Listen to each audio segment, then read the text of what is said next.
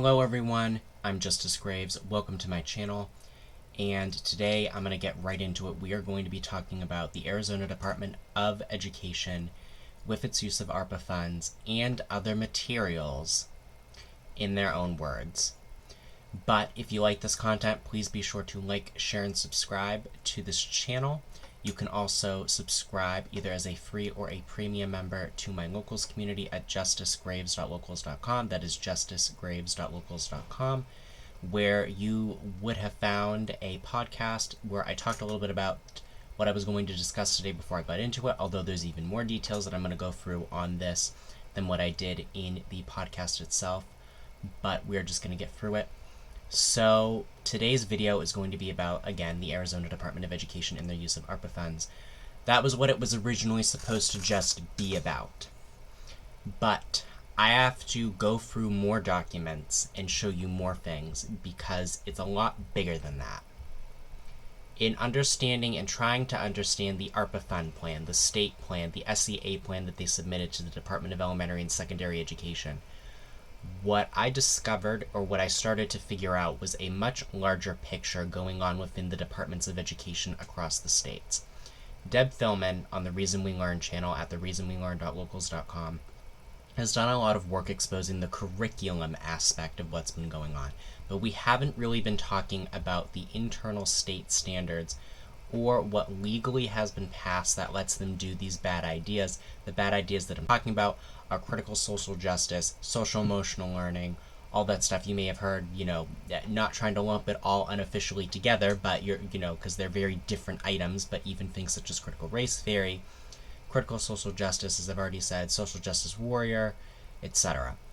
So this just formed into a larger picture, and it ended with me needing to go into the actual ARPA Act and researching a particular section to say, what does the language actually say? And we're going to pull that up at the very end of this particular conversation. I'm going to just sort of jump into it, so this is sort of in the mode of like an expose, but not completely. And if you hear my computer running horribly in the background, it is because I'm not using my normal setup. I'm not using my mic because I need to use my mouse so that I can zoom in and out with this. But I'm going to switch over, and we're just going to go through screenshot by screenshot what I found, because I found it was easier to do it this way than it was to try and do more of a narrative or a storytelling scheme, because this is just so much stuff. So, as you probably know from the video on the ARPA funds that I did, and if you don't know that, I would go back and look at that. On the ARPA funds video that I did, what you'll notice is that there's a lot of stuff about social emotional learning and etc. And you'll notice that Arizona was left off of that. I used the Department of Elementary and Secondary Education, not the Department of Elementary and Secondary Education's website, the U.S. Department of Education's website, to look at just the state highlights. What are the states in the federal government cheering about that they're excited about are in these plans? That's what I was looking for. Arizona's was boring, and what you're seeing on the screen right now is their state's plans highlights from the grant plan that they put in. Essentially, when you apply for ARPA, it's a grant that you're receiving. It's a grant notification that you get. You get what's called the GAN, a grant award notification if you get the awards, but you have to submit technically a grant proposal or a grant plan. So this is the highlights from that grant plan, the state's plan that they are legally obligated to uphold within certain boundaries. One of the interesting things that happened at the bottom as I was reading this on a second run through, because Catherine Barrett ended up going more into the actual state plan and found on page 2, page 3 of the PDF, page 2 of the actual plan, that social emotional learning was mentioned explicitly. So if you look down at the bottom of this, something that caught my eye, because something that I've been paying attention to, it says that the team has also developed and implemented principal and supervisor of principal professional learning academies to build leadership capacity in school districts and charter schools to provide support for students and educators. And what that told me is that the state had some type of standard for their administrators and principals, and they were going to teach that at some type of conference seminar. And so I decided to investigate I went through the state's educational plan and then went and I investigated the state's administrative standards. So let's go to the Arizona's professional administrative standards. And this is the up-to-date one. This is the up-to-date one from October 24th, 2016. It's as amended. They don't do too many amendments to this. Let's look at standard C. Let's look at this one. Effective educational leaders act ethically and according to professional norms to promote each student's academic success and well-being. And you'll notice I highlighted some important points here. Safeguard and promote values of democracy. We're a republic, more importantly a constitutional republic, not a democracy, so this is factually incorrect already. Individual freedom, that's not bad. And responsibility, not bad. Equity, okay. Social justice, not good. Community, and diversity. So, the administrators are supposed to promote social justice in their own words. This is the state government telling us this. And diversity, and equity. They're supposed to lead with interpersonal and communication skills, social emotional insight, understanding of all students and staff members' backgrounds and cultures. This all staff, all students, doesn't mean what you think it means. I'm going to do a conversation about what Massachusetts' Department of Elementary and Secondary Education, DESE, has on their plan, on their professional standards in another video. This definition of all students is subjective. And it doesn't mean all students, it means all of the students, but when we need to prioritize some over the others, it's about race, sex, and gender, etc. That's how they mean that when you hear that word. Same with all staff members. We have proof of this because the state of Massachusetts says it in its own words. Standard 3. Effective educational leaders strive for equity of educational opportunity and culturally responsive practices. Equitable access. Confront and alter institutional bias. So social justice warrior mentality is what the administrators are supposed to strive for. Deficit-based schooling. Yeah, this is not good. Promote the preparation of students to live productively in and contribute to the diverse cultural context of a global society. Act with cultural competency and responsiveness, so critical responsiveness. Cultural responsiveness. Address matters of equity and cultural responsiveness in all aspects of leadership, so all of it. Standard 4. Culturally responsive identities and habits of learners. Effective pedagogy. So effective, we know what the effective pedagogies are because now at this point they're supposed to promote social justice. So that's what they're doing in their own words. Differentiated and personalized, don't know what that's going to mean, but at this point now we're talking about they've already promoted social justice and now they are leading with wanting to do things in terms of global and cultural competency. Social emotional development, Standard 5. Standard 6, to achieve outcomes envisioned for each student. So equality of outcomes, not equality of opportunity. Ethical and ethical. They have now conflated, now in the administrators. We're still in the administrator stuff, guys. We're not even at ARPA. This is just the rabbit hole I went down. Ethical and equitable practices. And this is all, you can find all these documents linked on the pages for administrators and different things in the description below for this video. Now we're going to go to Arizona's professional teaching standards. That was for the administrators. Now we're on to the teachers. Standard 1. Oh look, they've already regularly assesses individual and group performance in order to design and modify instructions to meet learners' needs in areas of development, including social and emotional learning. Social and emotional. Understanding the role of language and culture in learning, knows how to modify instruction to language. That might be an English language learners thing, but combined with the social emotional thing and with the way that the woke manipulate language, that doesn't read right to me. Equitably engage learners. That makes me feel comfortable.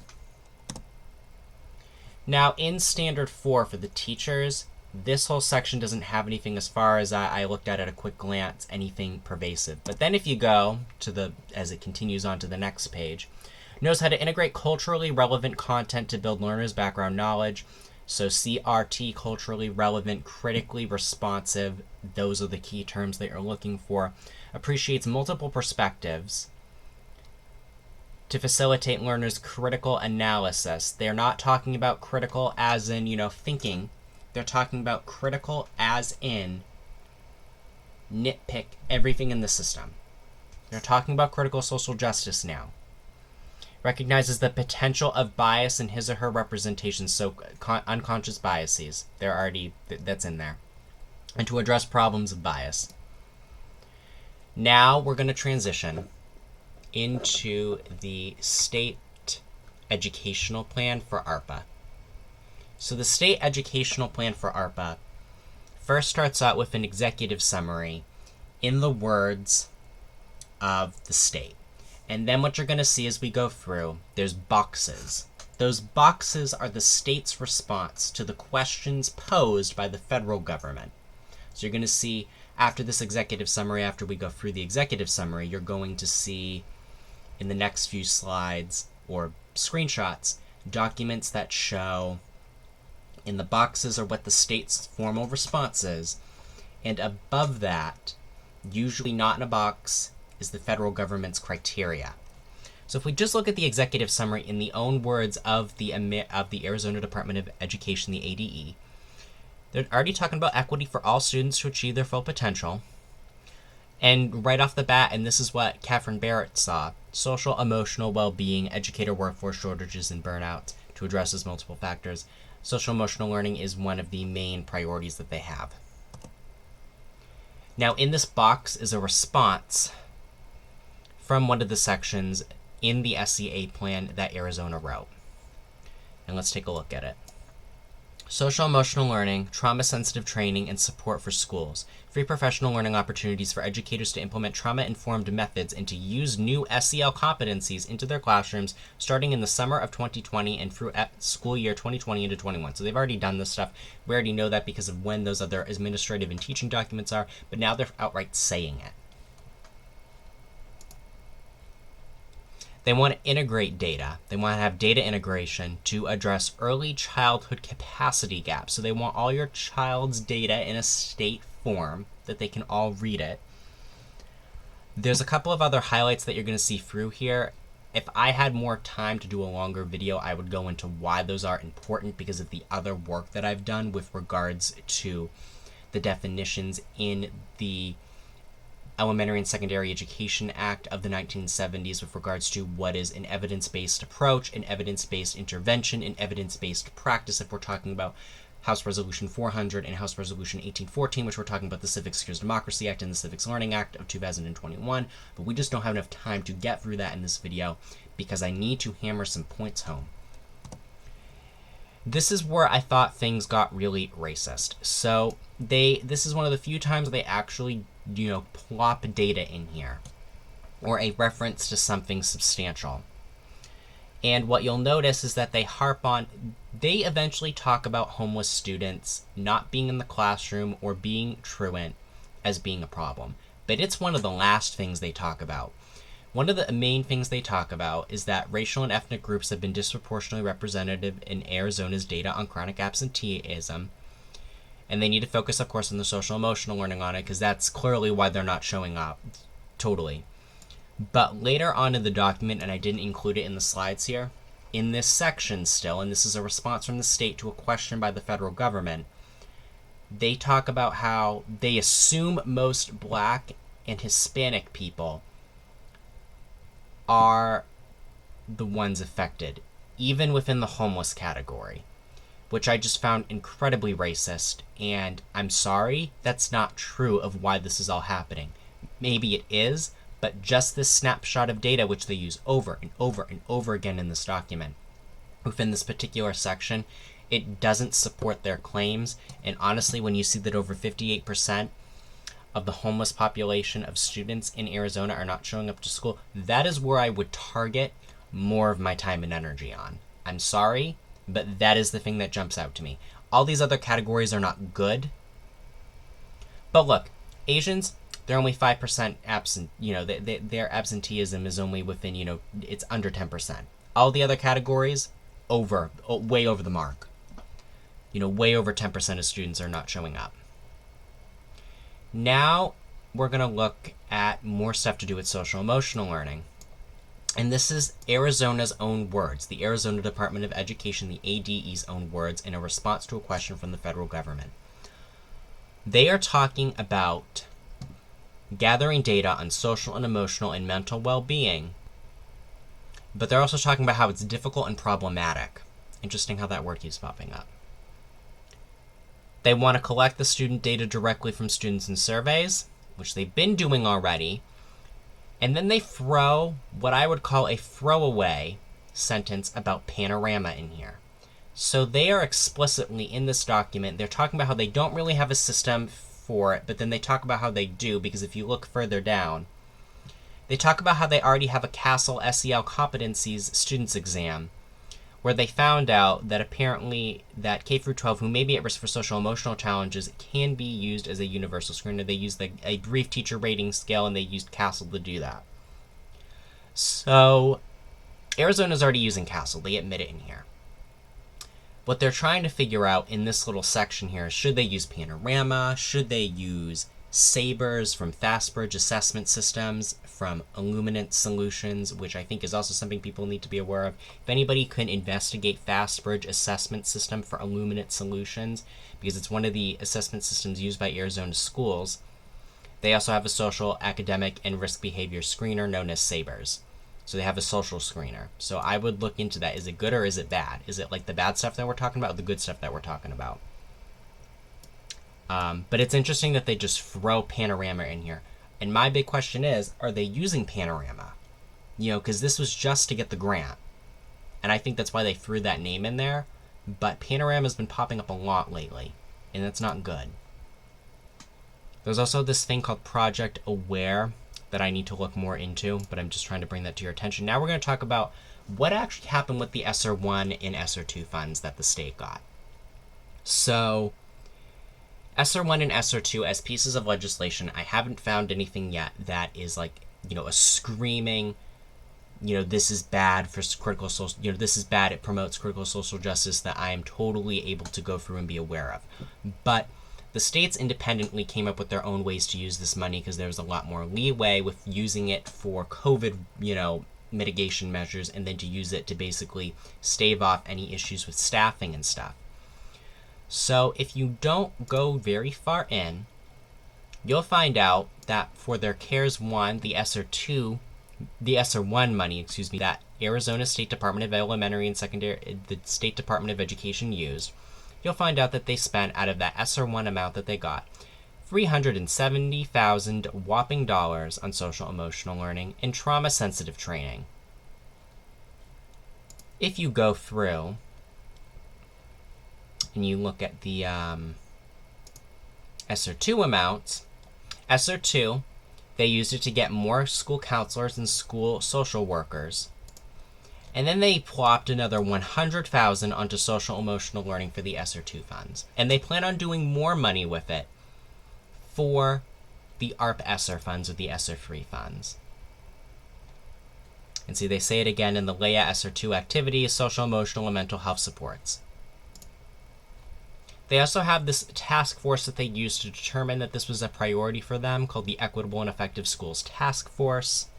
Just a bunch of other references to things.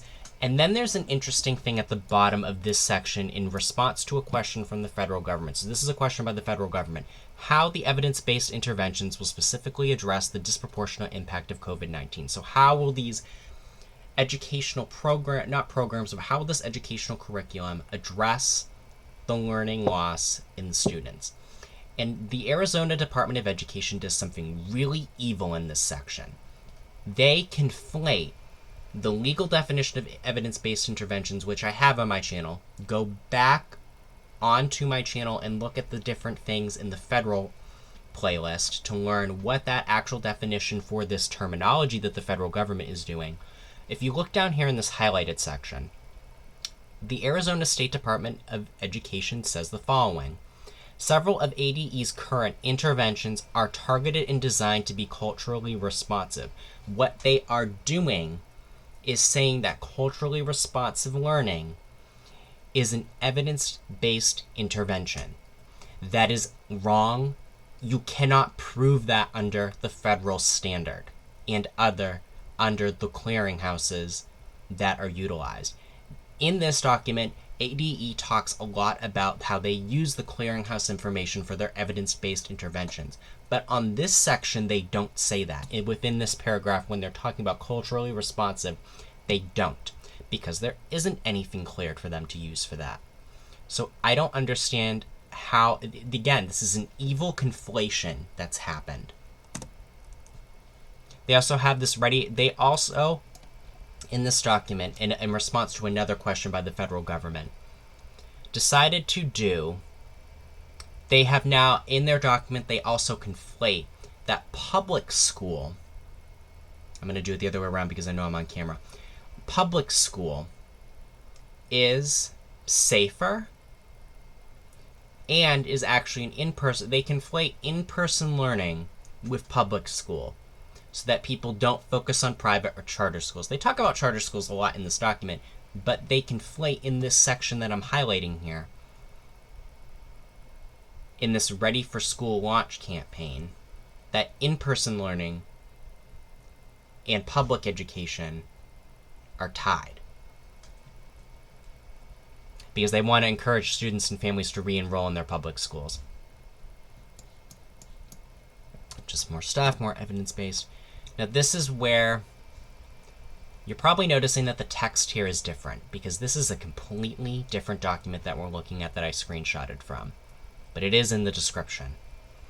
This is Public Law 117-2 from March 11th, 2021. This is the American Rescue Plan. In Section 2001, there is a reference to a subsection E, Part 1. Subsection E, Use of Funds, Part 1.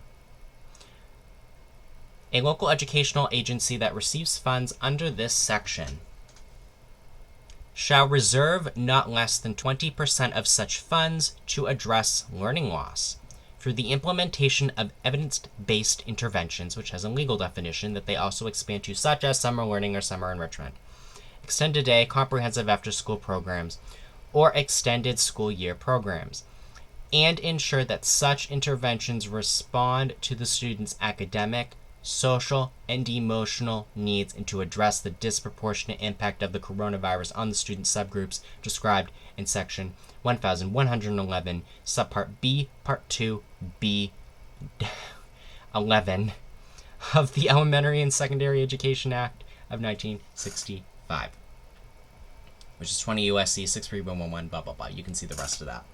And I'm going to switch off because there's really nothing else to go through at this point. Yeah, so that was the last document. So, in its own words, through ARPA, they want to push social emotional learning. Now, there's good social emotional learning, and Jason Littlefield and Deb have had a lot of conversations about that.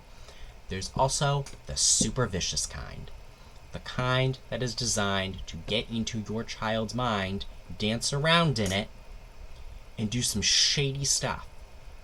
And I think parents need to be more aware of this. So, what are my final thoughts on this after going through everything in the Arizona Department of Education's ARPA plan and their other materials? That their department is focused on critical social justice, that is proven in their own words. That the federal government is focused on social emotional learning, as is proven through the ARPA plan having that. The ARPA, the American Rescue Plan Act having that. Having social emotional learning referenced in Section 2001. I am concerned about how frequent and how pervasive panorama is in the discussion. I'm curious what sabers are. And I have a few questions for people who are from Arizona that maybe they can answer for me. What is the SEL program that Arizona utilizes right now? Is it panorama? Is there some sort of sabers thing? They are using CASEL. We know that in their own words. There's also something else that I'm looking for. I am going to do an expose on the extremely out there materials for Massachusetts that, whole goodness, if you thought New York was bad from what the different research that Deb has done with just curriculum in New York, you have no idea what the state standards are for educators are in Massachusetts. It's horrible when it comes to, and it's very critical social justice and equity oriented, equal outcomes, not equal opportunity oriented. And with that, I'm going to ask, with these state standards being done in Arizona, is there a way that teachers and instructors are going through and evaluating people if they are doing proper equity, social emotional learning, and critical social justice? They may have names such as learning walks, social emotional walks. They may be special SEL rubrics, but that's what we're kind of looking for. Do those documents exist in the Arizona public school system at the individual school by school level? That's what we're looking for at the individual principal evaluation by evaluation level. Because what I haven't found are rubrics. Those are the standards that we found. Those translate into rubrics. Massachusetts has standards that translate into rubrics for superintendents and teachers and staff. That I have found. In Arizona, I've been struggling with that. So if you have any of that, Catherine, if you know any of that information, that would be wonderful. Any other Arizona educators, any other freelancers and pro bono workers, if you can figure this out, that would be wonderful, and to expose that and to get more information out to the Arizona voters about what's going on with this. At the end of all of this, I'm going to repeat what I've been saying for a while now. I don't understand why people are staying in public education, because it is pervasively moving towards critical social justice. In their own words, states are saying that they want to promote critical social justice, that they want to promote equity, that they want to promote social emotional learning in the bad way, critical pedagogy. This is serious. It's happening in the red states, it's happening in the swing states, it's happening in the blue states. It's not a drill anymore. The only way to fix this is if you pull your kids out. You vote with your feet. That is my solution to all of this. That is the only solution to all of this. And I hope you'll take my advice and try and figure it out. And if you want to learn how to homeschool, go to thereasonwelearn.locals.com or go to the YouTube channel at The Reason We Learn. And that's all I have for you today. Like, share, and subscribe if you like this content. Join my locals community at justicegraves.locals.com. If you really, really want to support this work, you can be a free member, you can be a premium member, and you can get inside information when I know and figure things out that I will say on my weekly podcast that I put out on Sundays every single week. Like, share, and subscribe again as you like this content. Become a subscriber, because that helps me out, because I do this for free. Have a great rest of your day, if you can, after seeing this, and thank you. I really appreciate all of you who are watching this.